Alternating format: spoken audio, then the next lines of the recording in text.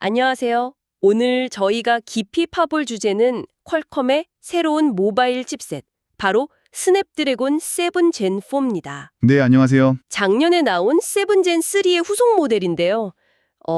특히 인공지능, AI 성능이 엄청나게 좋아졌다고 해서 주목받고 있죠. 맞습니다. 이게 앞으로 우리가 쓸 스마트폰에 어떤 변화를 가져올지 오늘 핵심만 좀 짚어보겠습니다. 네, 이게 단순히 속도만 빨라졌다 이런 차원을 넘어서요. 예전에는 정말 비싼 플래그십 폰에서나 볼 수 있었던 기능들 있잖아요. 네네. 그런 것들을 이제 중급형 기기에서도 쓸 수 있게 된다는 뭐랄까 그런 신호탄 같은 칩셋이라고 볼 수 있습니다. 오, 기대되는데요. 그럼 일단 기본적인 성능부터 좀 볼까요? 4 나노 공정으로 만들었다고 하고요. 네, 4나노 공정이고요. CPU 성능이 이전보다 27% 빨라졌다고 해요. 그럼 앱 실행이나 여러 작업 동시에 할 때 훨씬 부드러워지겠네요. 그렇죠. 체감 성능 향상이 꽤 있을 거고요. 그리고 게임 좋아하시는 분들한테 중요한 GPU, 그래픽 처리 성능도 한 30% 정도 좋아졌습니다. 30%요? 게임 경험도 더 매끄러워지겠군요. 네. 근데 사실 이번 7 젠4에서 가장 주목해야 할 부분은 바로 AI 성능입니다. 아, 역시 AI군요. 네. 그 헥사곤 MPU라는 신경망 처리 장치 덕분인데요. 이게 AI 연산 능력을 어마어마하게 무려 65%나 끌어올렸어요. 65%요? 와, 엄청난데요. 이 NPU라는 게 AI 전용 두뇌 같은 건가요? 네, 정확합니다. AI 관련 작업만 전문적으로 처리하는 부분이라고 보시면 돼요. 그럼 65% 향상됐다는 게 구체적으로 뭐가 달라지는 걸까요? 체감이 클 것 같은데. 가장 큰 변화는 이제 스마트폰 자체에서요. 그러니까 클라우드 서버에 접속하지 않고도요. 아, 기기 자체에서요? 네, 생성형 AI 기능을 좀 더 제대로 쓸 수 있게 됐다는 겁니다. 예를 들면 그 스테이블 디퓨전 1.5 모델로 이미지 생성하는 거 있잖아요. 네네, 알죠. 그걸 7 시리즈 칩에서는 처음으로 지원하게 됐어요. 와, 진짜요? 그럼 인터넷 연결 안 돼도 그림을 만들 수 있는 거예요? 아주 복잡한 건 클라우드보다 느리겠지만 기본적인 건 가능해진 거죠. 이게 좋은 게 인터넷 연결 없이도 되고 내 데이터를 굳이 외부 서버로 안 보내도 되니까 보안에도 좋고요. 오, 그렇군요. 그럼 음성 비서가 더 똑똑해진다거나 실시간 번역 같은 것도 더 빠르고 안전하게 되겠네요? 기기 안에서 다 처리되니까. 바로 그겁니다. 반응 속도도 빨라지고 개인정보 보호에도 유리하죠. 그리고 또 재밌는 게 AI 기능이 카메라 시스템에도 아주 깊숙이 들어갔다는 거예요. 카메라에도요? 어떻게 들어갔죠? 자동 초점이나 노출 보정 같은 거 있잖아요. 이걸 AI가 직접 도와주는 거죠. 이것도 7 시리즈에서는 처음 시도되는 기술입니다. 아하, 그럼 그냥 센서 성능뿐만 아니라 AI 덕분에 사진이나 영상 품질 자체가 더 좋아질 수 있겠군요. 네, 그렇죠. 직접적인 영향을 줄 겁니다. 카메라 얘기 나온 김에 멀티미디어 쪽 좀 더 보죠.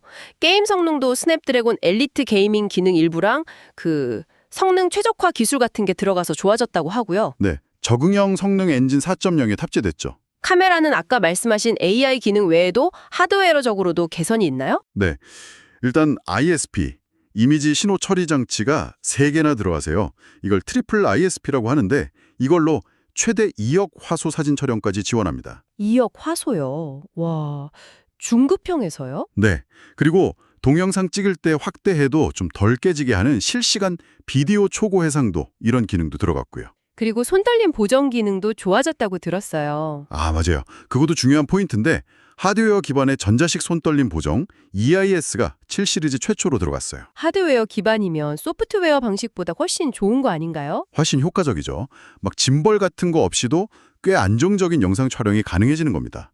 이것도 원래는 좀 더 비싼 폰에 들어가던 기능이었죠. 이야, 정말 플래그십 기능들이 많이 내려왔네요. 근데요, 제가 듣기로는 동영상 촬영 스펙이 최대 4K 30프레임까지만 지원된다면서요. 아, 네, 맞습니다.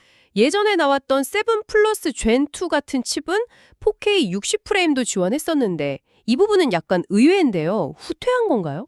그게 약간 아쉽게 느껴질 수 있는 부분이죠. 아마 제 생각에는 플래그십인 8 시리즈하고 좀 급을 나누려는 의도일 수도 있고요. 아, 일부러 성능 제한을 둔 걸 수도 있겠군요. 네, 아니면 칩의 전력 소모나 발열 관리 층단에서 좀 타협한 걸 수도 있고요. 이게 기술적으로 못해서라기보다는 제품 포지셔닝 전략으로 보는 게 더 맞을 것 같습니다. 그렇군요. 이해가 되네요. 그럼 연결성 쪽은 어떤가요? 요즘 와이파이나 5G 기술도 계속 발전하잖아요. 네, 연결성 쪽은 확실히 최신 기술을 많이 넣었어요. 일단 와이파이 7을 지원합니다. 와이파이 7이요? 벌써요? 네, 이게 속도도 빠르고 더 안정적인데 특히 중요한 게 지연 시간이 짧아져서요.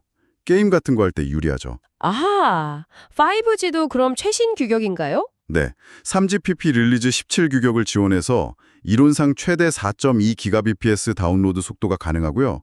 블루투스는 6.0 버전입니다. 그리고 7 시리즈에는 처음 들어간 새로운 연결 기능도 있다면서요? 네, 두 가지가 좀 주목할 만한데요.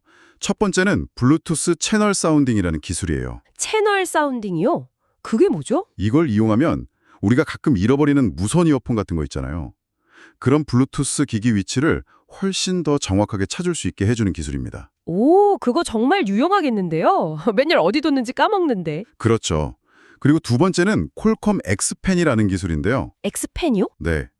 이건 집안에서 막 돌아다니다가 와이파이 신호 약한 곳으로 가도 스마트폰이랑 이어폰 오디오 연결이 안 끊기게 해주는 거예요. 집안 어디서든 끊김없이 음악을 들을 수 있게 해주는 거죠. 와, 그것도 좋네요. 이 두 가지 다 원래는 8 시리즈 같은 플래그십에만 있던 건가요? 네, 맞습니다.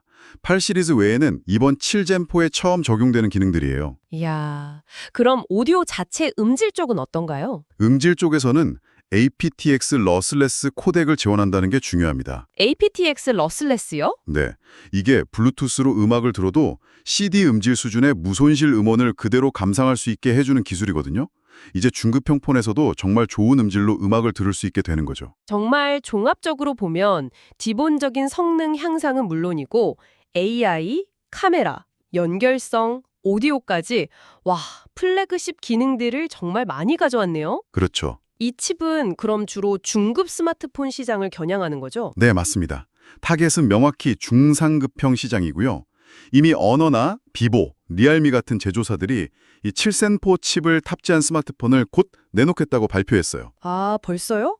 그럼 빠르면 이번 달 안에도 첫 제품 소식이 들릴 수 있겠네요. 네, 그럴 가능성이 높습니다. 이런 흐름이 사실 되게 중요한 시장 트렌드를 보여주는 건데요. 어떤 트렌드 말씀이시죠? 이렇게 AI 기능이나 최신 와이파이 7, aptX 로스레스 같은 고급 기능들이 정말 빠르게 중급 시장으로 확산되고 있다는 거잖아요. 네네. 이건 그만큼 스마트폰 시장 경쟁이 엄청 치열하다는 거고 또 소비자들이 단순히 가격만 보는 게 아니라 이런 프리미엄 경험을 점점 더 중요하게 생각한다는 뜻이거든요. 아하, 기술의 상향 평준화와 그리고 대중화가 빨라지고 있다는 거군요. 그렇죠. 그러면서 자연스럽게 스마트폰을 고르는 기준 자체도 변화하고 있다는 그런 경제적인 시사점도 우리가 생각해 볼 수 있는 거죠. 그렇군요. 자, 그럼 정리를 좀 해볼까요? 스냅드래곤 7 젠 4. 일단 온디바이스 AI 성능을 엄청나게 강화했고 또 카메라 AI 기능이나 와이파이 7, 무손실 오디오 같은 프리미엄 기능들을 중급형으로 많이 가져왔다. 이렇게 요약할 수 있겠네요. 네, 정확합니다. 물론 아까 얘기했던 동영상 촬영 스펙에 약간의 아쉬움은 남지만 전체적으로 봤을 때 중급 스마트폰의 사용자 경험을 정말 한 단계 끌어올릴 만한 그런 잠재력을 가진 칩셋이라고 평가할 수 있겠습니다. 네, 이렇게 스마트폰의 두뇌라고 할 수 있는 칩셋에 AI가 점점 더 깊숙이 자리 잡고 있는데요. 앞으로 여러분이 스마트폰으로 전화나 메시지, 앱 사용 같은 기본적인 거 외에 또 어떤 새로운 작업들을 하게 될지, 그리고 여러분에게 가장 유용할 것 같은 온디바이스 AI 기능은 과연 무엇일지 한번 상상해 보시는 것도 재미있을 것 같습니다. 네, 흥미로운 질문이네요. 오늘 이야기는 여기까지 나누겠습니다. 다음에 더 흥미로운 기술 이야기로 찾아뵙겠습니다. 감사합니다. 감사합니다.